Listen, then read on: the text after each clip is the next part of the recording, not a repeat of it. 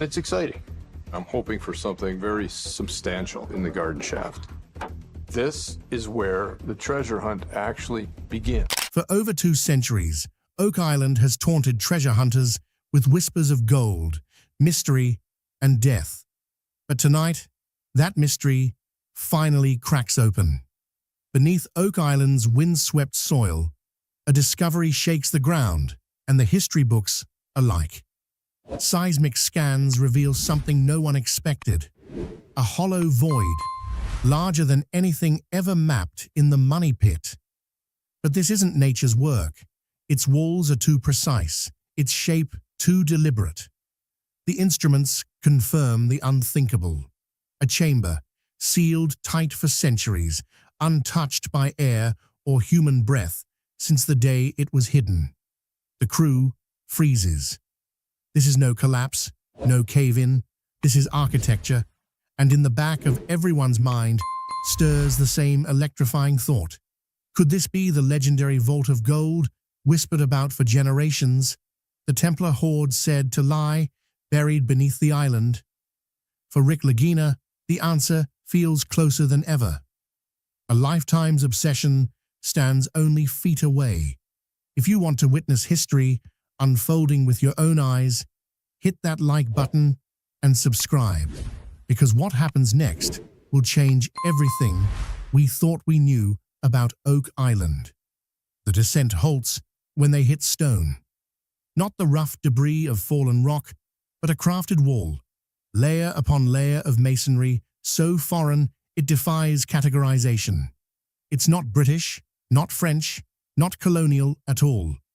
These stones are older, European, medieval, the kind you'd expect in castles and chapels, not buried beneath an island in Nova Scotia.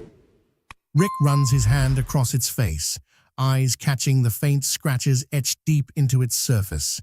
Crosses, circles, and a star, an 8-pointed beacon that mirrors the insignia of the Knights Templar. The very symbols whispered through centuries of legend now lie in his path, carved into the island's hidden bones.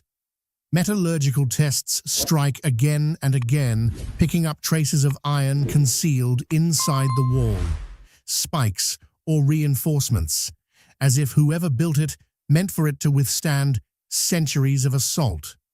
Soil samples only deepen the mystery.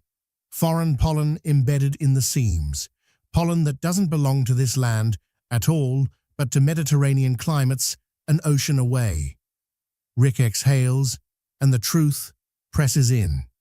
This is no coincidence, no accident of geology. The chamber was built to be found, but only by those strong enough and worthy enough to face it. And then, as the wall slowly yields to their tools, history itself begins bleeding into the present. From the spoil of earth and stone, the first artifacts emerge. A corroded fragment of chainmail, brittle yet intact, its weave unmistakably European, its age unmistakable, the early 1300s, the age of the Templar Purge. Moments later, a coin clatters free, catching the light just enough to show its date, 1307.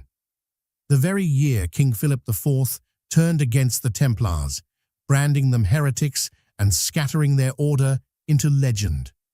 Suddenly, speculation becomes conviction. What if the missing Templar fortune, the vanished wealth of a brotherhood hunted across Europe, lies right here, hidden beneath Oak Island's cursed soil?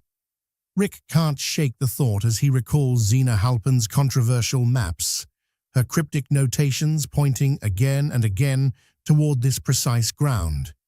Her words, once dismissed as fringe theory, now rise like prophecy. Every sign, every artifact, every stone whispers the same chilling truth. Oak Island may be the final sanctuary of a vanished order, their gold and relics sealed away, not just to be hidden, but to wait. And now, at last, the waiting ends. To test the chamber's secrets, they thread a probe camera into the fissure, its slender cable slipping through darkness as if piercing time itself. For long seconds, there's nothing but stone and shadow, damp walls glistening with centuries of condensation.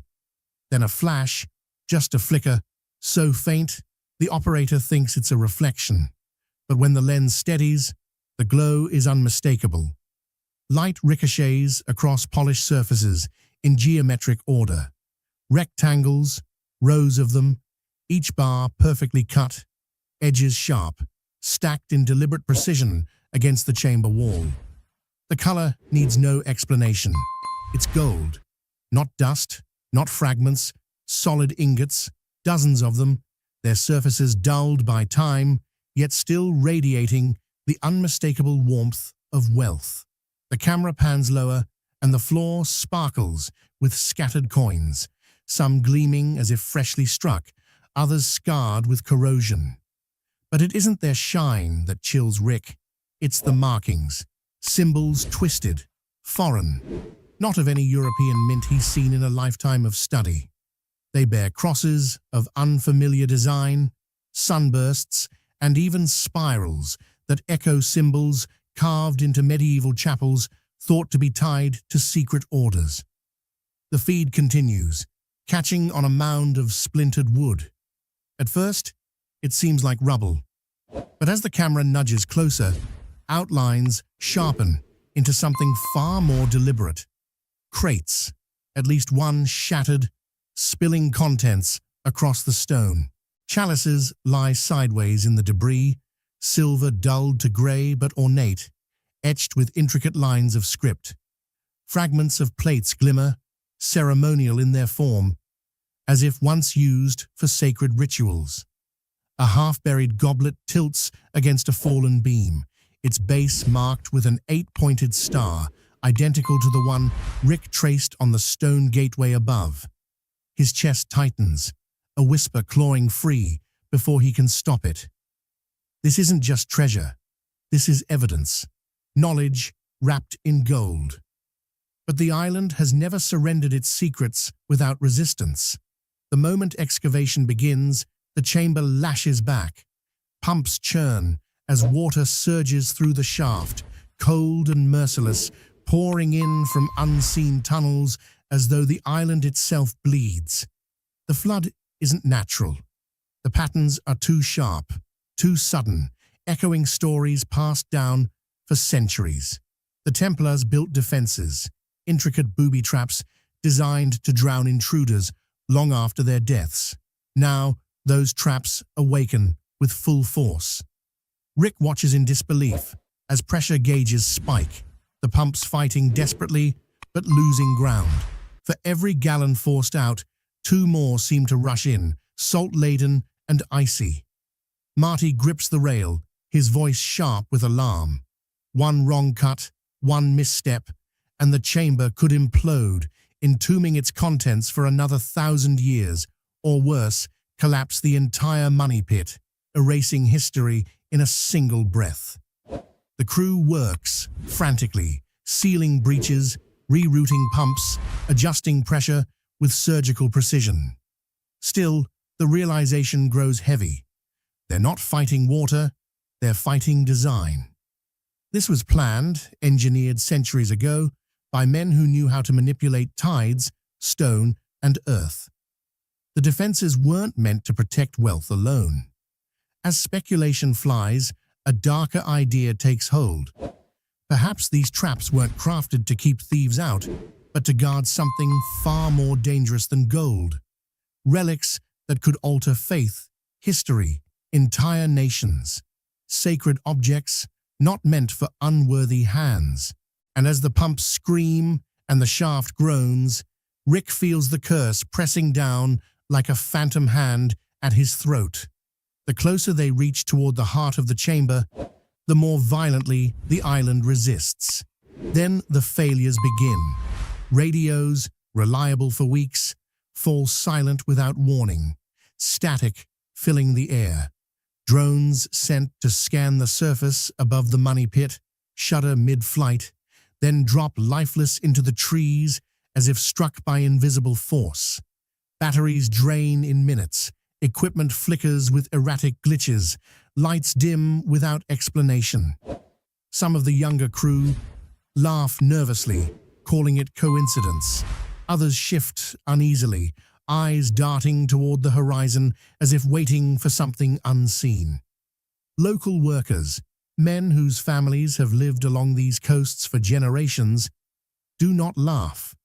They speak in hushed tones of the prophecy, the line that has haunted Oak Island for centuries. One more must die before the treasure is revealed. The words settle heavy across the site.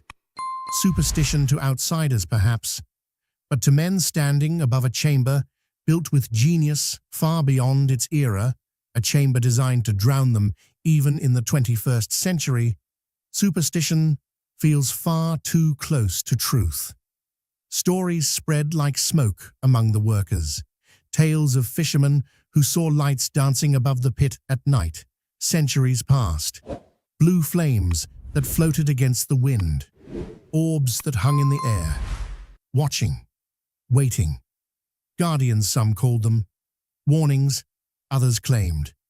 Were they nothing but tricks of gas and swamp, or signals placed by men long dead to ward off intruders? Rick lingers near the shaft, staring into the black where the chamber waits. His mind pulls tight between logic and belief. Could the curse of Oak Island be nothing more than folklore, fear passed down to scare away fortune hunters? Or was it something more deliberate, engineering so advanced it mimicked the supernatural?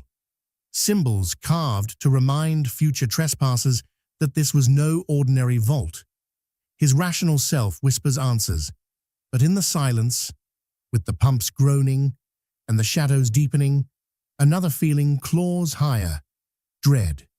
A sense that history itself resists intrusion, that the island has teeth, that the treasure they seek is not meant to be touched without cost.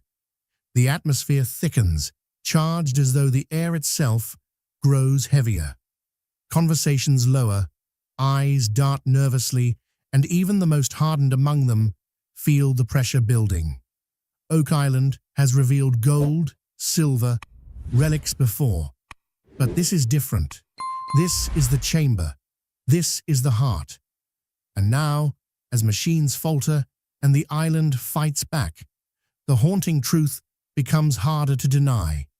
Every inch closer they move toward the treasure, the more the island seems alive, as if the very ground has sworn to defend the secrets buried within. And so, when brute force fails, they turn to precision. If the island wants to hide, technology will unmask it. Scans ripple through the earth, their digital echoes painting a map of the unseen chamber with unnerving precision. The readings leave no room for debate. What lies sealed below is no mere scatter of coins or fragments. It is mass, dense and concentrated, a block of wealth heavy enough to bend the very ground above it. Calculations emerge on screens, numbers whispered across the control room. 1.2 tons, the equivalent of $50 million in raw gold. Even said aloud, the sum feels hollow compared to the enormity of what it represents. Bars stacked like bricks, ingots lined against stone, their combined weight pressing down with the silence of centuries. And yet the gold is not alone. Anomalies cut through the scans, areas of irregular density, forms that are not uniform, not bars, nor coins. Elongated shapes, rectangular outlines, too large, too deliberate. Sarcophagi, reliquaries, hollow cavities suggesting sealed containers within containers. The speculation tears through the team like a spark on dry kindling. Could these be the lost Templar archives? Chests of records carried across the sea in flight from persecution? Or something even more shattering? The Ark of the Covenant, rumored for centuries to have vanished into secrecy, hidden by hands sworn to protect it at all costs. Some dare whisper of the Grail, the holy relic said, to confer eternal power and divine favor. Rick listens in silence, his breath caught not on the question of value, but of consequence. To him, the chamber no longer asks, "What is it worth?" It demands something heavier. What truths will it rewrite? As the scans steady, a detail emerges that chills everyone into silence. Nestled among the golden signatures are lighter impressions, hollow tubes, scattered across the stone like bones in a forgotten crypt. When the probe camera pushes deeper into the chamber, the shapes resolve. Leather scroll cases, cylindrical and capped, some collapsed under age, others intact, their wax seals unbroken despite the centuries. The camera lingers on one tube, half buried in dust, yet astonishingly preserved, its surface still etched with markings that match medieval script. Inside, through the faint tear of leather, a corner of parchment shows pale and unspoiled, rolled tight as the day it was sealed. The air in the chamber has kept them alive. The crew holds their breath. These are not trinkets, not gold or silver. These are documents, knowledge carried across oceans, hidden with purpose. Preservation experts immediately raise alarms. One shift in pressure, one gust of modern air could reduce them to powder. Rick leans over the monitor, eyes burning, with a realization sharper than gold. What if these scrolls record the true voyages of the Templars, evidence of their presence in America centuries before Columbus? What if they contain the suppressed Gospels, texts burned by kings and popes, yet preserved by knights sworn to secrecy? What if they hold the instructions of the Templar Order itself, its hidden codes and lost history? For Rick, the chamber has transformed from vault to archive, from fortune to forbidden library. The treasure is not in what gleams, it is in what can be read. But Oak Island cannot keep secrets for long. The first leak comes quietly, an overheard conversation, a whispered rumor carried to the wrong ear. By dawn, the news has spread beyond the island, and by nightfall, the world descends. Reporters swarm Nova Scotia, their vans choking coastal roads, lenses pointed like weapons at the guarded causeway. Helicopters circle overhead, their rotors chopping the silence into frenzy. Treasure hunters from across continents descend like carrion birds, desperate for a glimpse, a chance, a fragment of the chamber's wealth. The island, once a remote corner of myth, becomes a fortress overnight. Security tightens, guards patrol the shoreline with flashlights sweeping the waves. Private drones hum in formation, scanning the skies. Boats anchor offshore, their lights blinking like watchful eyes in the night. Oak Island is no longer a mystery to be solved. It is a siege to be held. Governments take notice, not quietly, not slowly, but with sudden force. Anonymous vehicles appear in nearby towns, their plates blank, their passengers silent. Men with clipped accents and diplomatic credentials request meetings with the Laginas, their questions thinly veiled threats. Officially, the chamber lies on Canadian soil, but unofficially, its contents may belong to a dozen nations: Spain, France, England, even the descendants of the Templars themselves. And in whispers around the excavation site, another name surfaces, one carrying a weight older than governments themselves: the Vatican. Some claim emissaries of the Holy See have been briefed. Others whisper that officials have already arrived in secret, watching, waiting, determined to ensure that sacred relics never emerge into public hands. The speculation fuels itself. If the scrolls contain suppressed scripture, if the gold is tied to holy artifacts, if the reliquaries belong to saints or prophets, then this discovery is not just a matter of treasure. It is a challenge to centuries of faith and power. Rick stands at the edge of the causeway one night, the island lit with floodlights, the horizon bristling with news vans and patrol boats. The air hums with energy, electric with tension. Oak Island has shifted beneath his feet. What was once a riddle for dreamers and seekers has become a geopolitical flashpoint, a powder keg. And as guards pace the shoreline and strangers watch from the darkness, he knows the chamber has already rewritten one truth. Oak Island is no longer theirs alone. The world has claimed it. But if the island belonged to the world now, it also threatened to divide the very men who had fought for it longest. The weight of nations pressing in from the outside only deepened the fracture within. The chamber's reality fractured more than stone. It fractured blood. Marty's voice cut sharp against the echo of machines, demanding restraint. To him, the risks towered as high as the fortune. Collapsing shafts, political storms, Vatican whispers closing in. Every ounce of gold meant not just riches, but liabilities beyond control. But Rick stood, rigid, his resolve like the granite beneath their feet.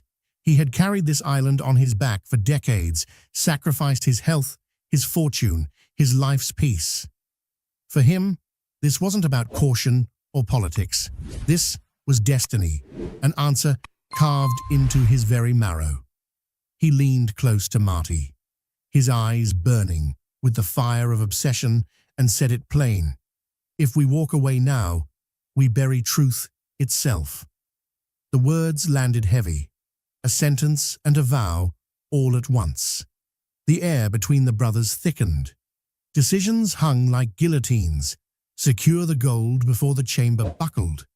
Extract the scrolls before a breath of damp air, erase them forever, or preserve the relics, the chalices and reliquaries that whispered of faith and empire. What should be unity began to twist into division. The lifelong bond between Rick and Marty strained by the crushing gravity of history itself.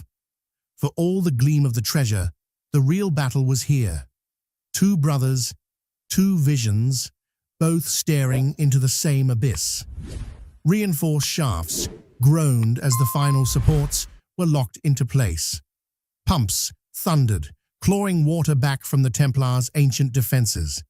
The chamber, sealed for centuries, yielded at last. One by one, lanterns and headlamps dropped into the shaft, spearing light through the dark. The descent was slow, every rung of the ladder a heartbeat, every breath charged with anticipation and dread. Then, at the chamber's lip, boots struck stone untouched by human feet for 700 years. It was like stepping into a tomb and a kingdom all at once. Gold glimmered everywhere, bars stacked in neat, deliberate rows, coins scattered like stars fallen to earth. A chalice tilted on its side, spilling centuries of dust. Silvery plates reflected beams of light back at them in fractured brilliance.